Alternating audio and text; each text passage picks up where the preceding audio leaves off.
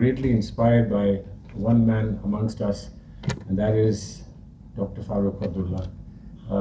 He epitomizes struggle, and as you speak of how much your people have suffered, how much tragedy there has been in your lives of your people, I believe there is great inspiration to be had from a person that we all admire, that we all are inspired by, Dr. Farooq Abdullah. But amongst us, there are also some great fighters. Chose to sit at the back, Harshmanda. Great fighters amongst us. Fight with words, not with weapons. They turn words into their method of speaking up for freedom and rights. I want to just briefly say something on behalf of all of us here, and I hope I share everyone's sentiments as we gather here.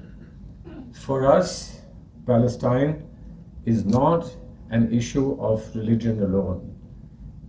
And I don't think the Palestinians have ever seen themselves as fighting for a religion.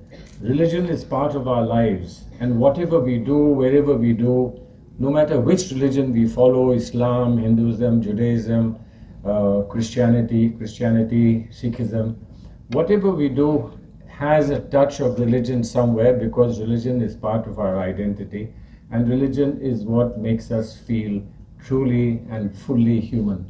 And it is our great fortune that every religion that we are familiar with in our country, certainly, and for the rest of the world as well, there is no religion that, understood properly, speaks of violence as a way of life. It speaks of camaraderie, they speak of humanity, they speak of love and compassion, they speak of reaching out to human beings who are helpless, they speak of nurturing children, they speak of protecting the dignity of women, they speak of giving everybody an opportunity in life. Every religion has this, and this for us as a plural society in India is a matter of great pride. But we have, from the time of our independence,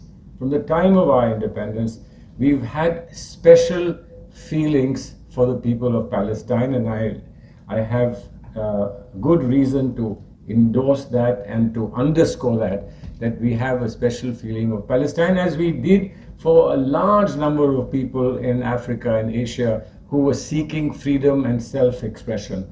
And we stood by them, and it was Mahatma Gandhi who said to us that we will not be complete in our freedom till we have been able to secure freedom for all humanity.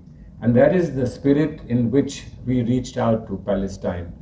It's certainly true that developments that happen in the world, developments that took place in the world, made many people friends of Palestine, friends of Palestinians, make accommodation and adjustment with ground reality, reluctantly, under persuasion, under some form of pressure, but they made some accommodation with developing reality, and perhaps India did that too, but without compromising even an iota of our commitment for the freedom of the people of Palestine and the dignity of Palestine. So you mean so much to us. You have always meant so much to us, and we feel very sad that we cannot do more for you than we could be expected to do. That's the sadness that touches our heart, and therefore in our prayers you are there constantly, and whatever we believe you deserve, we will stand by it, if in no other way, by showing a gathering where the best minds and best hearts and the best people of our country will come and say, we stand by you, Palestine. Now, some people did say just now in one of the introductions, etc., that no one is speaking for you. That's not true. I think if you look across the globe, the streets of the Western capitals are full of people who are pouring out with compassion and support for the people of Palestine.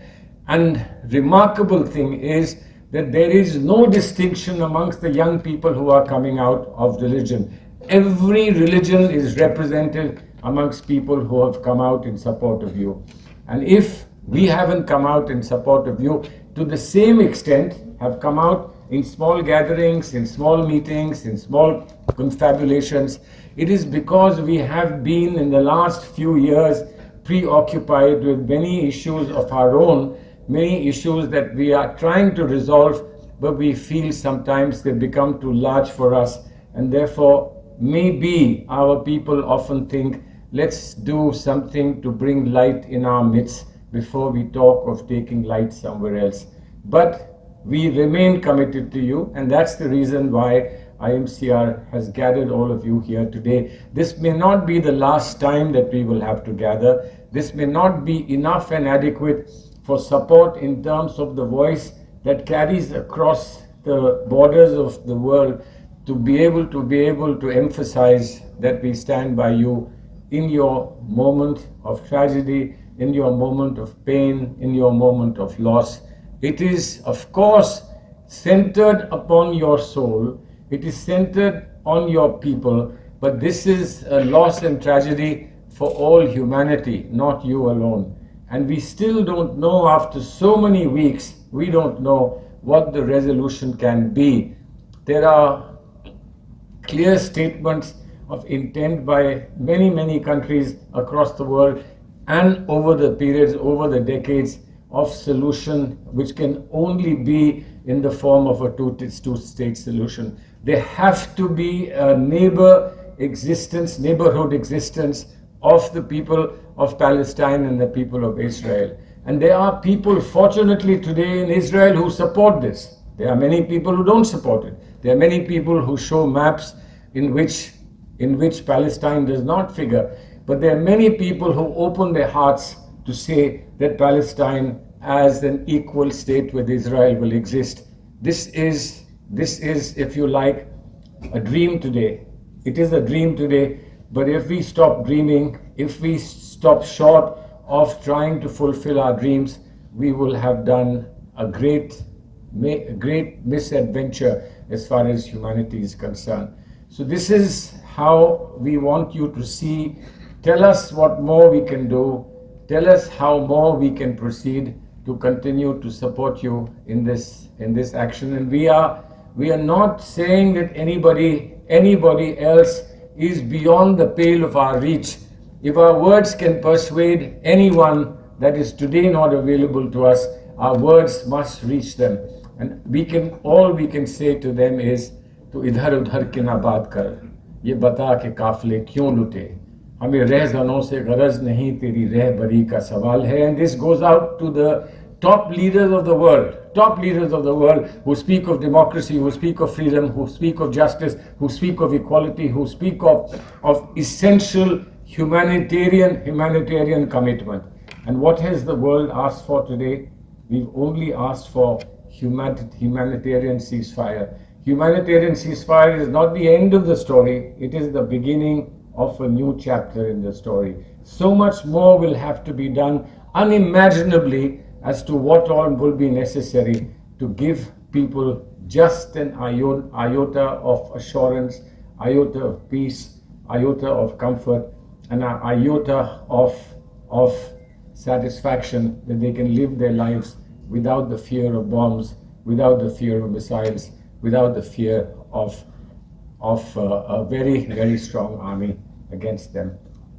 Maybe if we succeed in this, maybe we will write a new chapter in the world's history. Maybe people will learn from success that we must gain. There is no option but to succeed in bringing peace to Palestine. If we don't succeed, hope will be wiped out from the world. So let us today, all of us, pray and hope that we will succeed, that we are determined to succeed. हम लोग सब अहद करें कि इसमें हम कामयाब होंगे. नाकामयाबी का आज हमारे सामने कोई सवाल, कोई ऑप्शन नहीं है. अगर हम यहाँ नाकामयाब हो गए तो फिर हम ज़िंदगी में कहीं और कामयाब कैसे होंगे. ना हम आँख मूंद लें, ना हम आँख बंद करें, ना चेहरा मोड़ लें, क्योंकि ये लड़ाई आपकी नहीं है, ये तकलीफ़ आपकी नहीं है, ये तकलीफ़ हम सब की है। इन्हीं अल्फाज के साथ मैं आप सबका शुक्रगुजार हूँ। आप लोग यहाँ आए, मौजूद हुए और आपने फ़िलिस्तीन को ताउन अपना दिया है, और यकीनन फ़िलिस्तीन को ताउन देना ह्यूमैनिटी को, इंसानियत को ताउन देना है। बहुत बहुत शुक्रिया।